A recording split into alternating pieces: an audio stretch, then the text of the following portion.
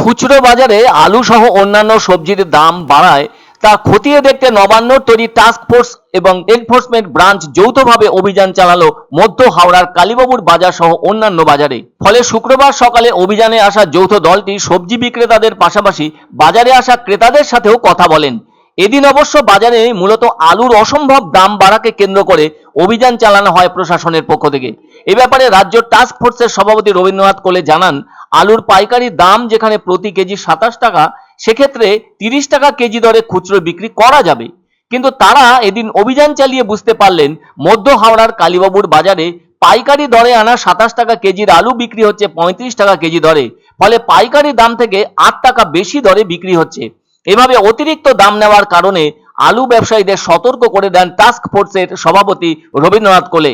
এদিকে এই অভিযানে নামা যৌথ সদস্যদের পক্ষ থেকে তারা কথা বলেন ক্রেতাদের সঙ্গে এবং বিক্রেতাদের সঙ্গেও। এ ব্যাপারে এনফোর্সমেন্ট ব্রাঞ্চের এক আধিকারিক জানান, বাজারে আলু সহ অন্যান্য সবজির দাম বৃদ্ধির ব্যাপারে স্থানীয় থানাকে বলা হয়েছে নজরদারির জন্য।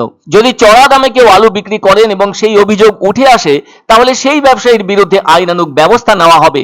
এদিকে বাজার করতে আসা ক্রেতাদের অভিযোগ, জ্যোতি আলু এই বাজার থেকেই 35 টাকা প্রতি কেজি দরে কিনতে হচ্ছে, অনেকটা বেশি দাম দিয়ে। এছাড়াও রসুন, আদা সহ কাঁচা সবজির দাম অত্যধিক হারে বেড়ে গেছে, যার ফলে নাজেহাল অবস্থা দাঁড়িয়েছে ক্রেতাদের।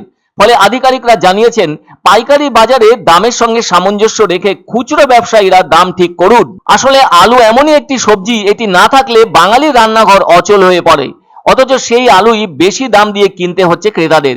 উল্লেখ্য, মুখ্যমন্ত্রীর নির্দেশের পর এর আগে কলকাতার বিভিন্ন বাজারে অভিযান চালিয়েছে নবান্নের টাস্ক ফোর্স। ফলে এবার তারা হাওড়ার বাজারগুলোতেও অভিযানে নামলেন।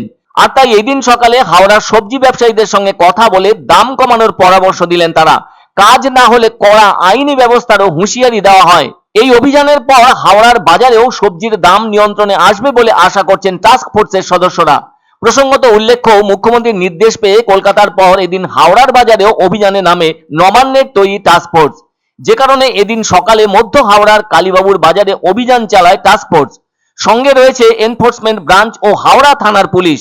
আর এদিনের অভিযানের নেতৃত্বে ছিলেন টাস্ক ফোর্স কর্তা রবীন্দ্রনাথ কোলে, যার ফলে এদিন তিনি মধ্য হাওড়ার কালীবাবুর বাজারে প্রবেশ করে আলু, পেঁয়াজ সহ সব ধরনের সবজির দাম জানতে চান। বিশেষ করে আলুর দামে কেন এত ফারাক, সেসবও বিভিন্ন সবজি ব্যবসায়ীর কাছ থেকে জানতে চান তারা। তিনি কিন্তু বিক্রেতাদের বেশি লাভ না রাখার উপর জোর দেন। ক্রেতাদের মতে আলুর দাম 30 টাকা কেজি দরে রাখলে ভালো হয় বলে জানান তারা। কেননা উত্তরবঙ্গের বিভিন্ন বাজারে, বিশেষত জলপাইগুড়ি শহরের বাজারগুলোয় 30 টাকা কেজি দরে বিক্রি হচ্ছে আলু। এই যে এই পরিস্থিতি, এটা কিছুতেই হবে না। আমরা বলছি যে এগুলো করবেন না। মমতা ব্যানার্জি বারবার বলছেন যে এসব করা চলবে না, যেরকম কিনবেন সেরকম বেচুন, না হলে কিন্তু কড়া স্টেপ নিতে বাধ্য হবে প্রশাসন। 30 টাকা আলু বিক্রি করছি, চন্দ্রমুখী 35 টাকা না, 35 টাকায় যাচ্ছে, 5 কেজি নিচ্ছে 35 টাকা, 32 টাকা করে দিয়ে।